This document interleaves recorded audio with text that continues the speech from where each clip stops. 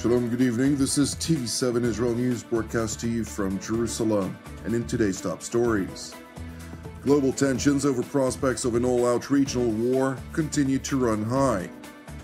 While Jerusalem is weighing its retaliatory options, Tehran threatens with a devastating response. The International Monetary Fund warns over a prospective spike in oil prices amid Mid-Eastern tensions, while the EU announces its intention to slap Iran with additional sanctions. Global tensions over prospects of an all-out Middle East war continue to run high amid Israel's preparations to retaliate against Iran, that after the Islamic Republic unabashedly launched successive salvos of over 350 projectiles toward Israeli territory. Irrespective of prospects of a direct war between Iran versus Israel, however, Jerusalem's political leadership has acknowledged that Tehran's blatant aggression will not go unanswered, with a variety of options on the table. Different options are on the table. They've been presented to the War Cabinet, they've been discussed, and as I've said, the moment the retaliation will come, it will be quite clear to the Iranians and the rest of the world that Israel will continue defending itself whenever necessary from whatever aggressor will be facing. The Israeli Parliament's Foreign Affairs and Defense Committee chairman went on to stress that while Israel is not in the business of revenge, it will make it clear to the Iranians, alongside other adversaries, that no one ever will be able to attack Israel without consequences. We are calculating the possible responses from the Iranian side. We are listening very carefully and with a lot of attention to the messages and advice we are getting from our allies, who were very instrumental in helping us to defend ourselves from the Iranian missiles and drones. Having said all that, I think I won't surprise you if I'll tell you that the most important task of any democratically elected leadership, including that of Israel, is to protect its own citizens. And we'll act accordingly. We are not in the business of revenge. It's not the question of revenge. It's the question of making it quite clear no one ever will be able to attack Israel without consequences. Amid preparations for the looming retaliatory strikes, Defense Minister Yoav Gallant, during a meeting with troops along Israel's northern border, emphasized the need to remain focused on defending the homeland. גם כאשר המלחמה נראית בגזרות אחרות, המשימה שלכם לא פוסקת. הגנה, כל הזמן. האיראנים תקפו אותנו בצורה אגרסיבית עם למעלה מ-500 חימושים. אף טיל שיוט לא הגיע לישראל, אף כטב"ם לא הגיע לישראל, ומתוך למעלה מ-100 טילים קרקע-קרקע, 4 נפלו בישראל. כתוצאה מעבודת ההכנה שעשינו עם השותפים שלנו, הפעולה מאוד מאוד איכותית של צה"ל על כל המערכות שלו. Jerusalem's top defense official went on to declare that the Islamic Republic will not succeed in altering a paradigm shift as part of its malign aspirations for the region and beyond. והם לא יצליחו לממש משוואה שונה של הרתעה מול מדינת ישראל. מטוסי חיל האוויר פועלים בכל מקום, שמי המזרח התיכון פתוחים. כל אויב שילחם נגדנו, אנחנו נדע להכות אותו בכל מקום שהוא. ובהיבט הזה אני חושב שזה הפגנת יכולת מהרמה הגבוהה ביותר של צבא ההגנה לישראל, של מדינת ישראל.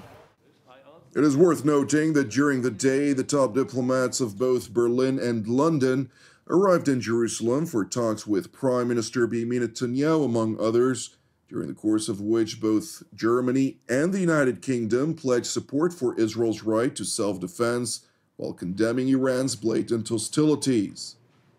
Well, look, it's right to be here in Israel today to show solidarity after that appalling attack by Iran. We made clear our views yesterday about what should happen next, but we also said Israel is an independent sovereign country and gets to make these choices. We continue to hope that as they do so in a way that is smart as well as tough, but also does as little as possible to escalate this conflict. But I'm also here to focus back the eyes of the world onto the hostage situation. 192 days those people have been held. Hamas should release them now, and there is a good deal for them on the table. The only reason the conflict continues in Gaza is because they won't take that deal.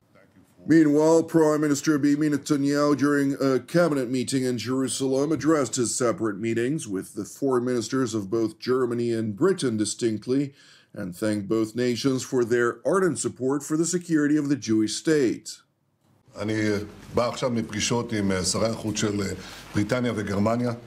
אמש שוחחתי עם ראש ממשלת בריטניה רישי סונאק. בקרוב אני גם משוחח עם מנהיגים נוספים. אני מודה לידידינו על תמיכתם בהגנת ישראל, ואני אומר את זה גם תמיכה במילים וגם תמיכה במעשים. יש להם גם כל מיני הצעות ועצות, אני מעריך את זה, אבל אני רוצה להבהיר שאת ההחלטות שלנו אנחנו נקבל בעצמנו. ומדינת ישראל תעשה כל מה שצריך כדי להגן על עצמה. Meanwhile, in Tehran, Iranian President Ibrahim Raisi, during a boastful military parade showcasing munitions similar to those that were used in last weekend's attack on Israel, declared that any Israeli retaliation will be met with an immediate Iranian response.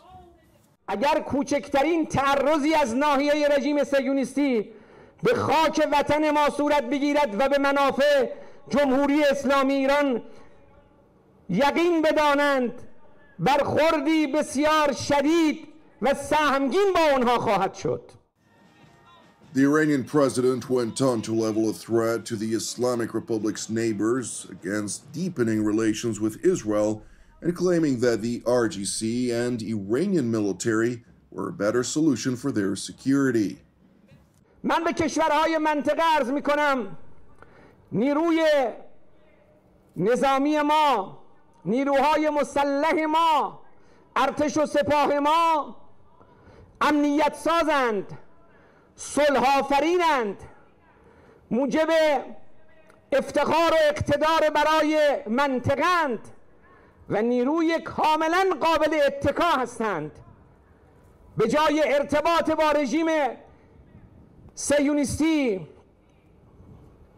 و قمار کردن با اسب بازنده.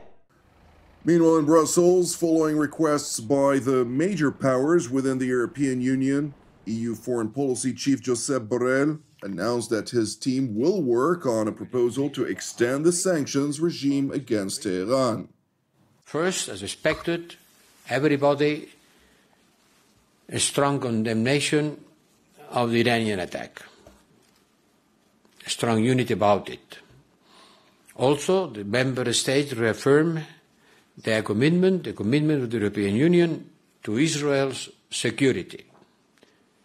And third, we remain united in the objective of avoid further escalation and call all actors to show restraint. Anti-Iran sentiments within the European bloc are seemingly rising, particularly in light of Tehran's active support for Russia and the war against Ukraine, as well as its facilitation of attacks against freedom of navigation in Bab el-Mandeb and adjacent waterways by the Iranian proxy Ansar Allah, or the Houthis in Yemen, which has negatively impacted European economies. And while the EU launched a task force to contend with the maritime attacks by Iran against commercial shipping, commander of the mission emphasized the need for double the naval assets to contend with the Iranian threat. At least twice the number we have now, in order to be able to deploy at the whole part of the area of operations. And I have here to state also that the area of operation includes the Red Sea, the Gulf of Aden, the Arabian Sea, the Sea of Oman, the Persian Gulf, and the Northwest Indian Ocean. While three separate Western task forces are operating simultaneously to confront the Iranian threats, the International Monetary Fund announced during the World Economic Outlook conference in Washington, D.C., that in the event of a regional escalation between Iran and Israel, oil prices are expected to spike globally. We looked at a scenario where we would have more geopolitical tensions that would result in elevated oil prices and energy prices and shipping costs. And what we find is that this would lead to higher price pressures in the global economy. There would be higher inflation, there would be lower output, and roughly the estimates we have for a sustained increase in oil prices by about 15% would be an increase in inflation globally of about 0.7%. So there is some effect there. We are not in that scenario right now. Our assessment of what has been happening with the tensions in the Middle East is there's been some increase in oil prices, but it's too early to say whether that will be sustained, and it's not in our baseline. But we certainly looked at its scenario very carefully. Thank you for watching TV7 Israel News. I would like to encourage you to pray for the peace of Jerusalem and salvation of Israel. Moreover, if you're blessed by our productions, which are exclusively donation-based and as such broadcast entirely free of charge, please consider making a donation. You can do so via our website at www.tv7israelnews.com. I'm Jonathan Hassan, wishing you an Erev Mevorach, and God willing, we'll see you during our next update. Until then, Shalom from Jerusalem.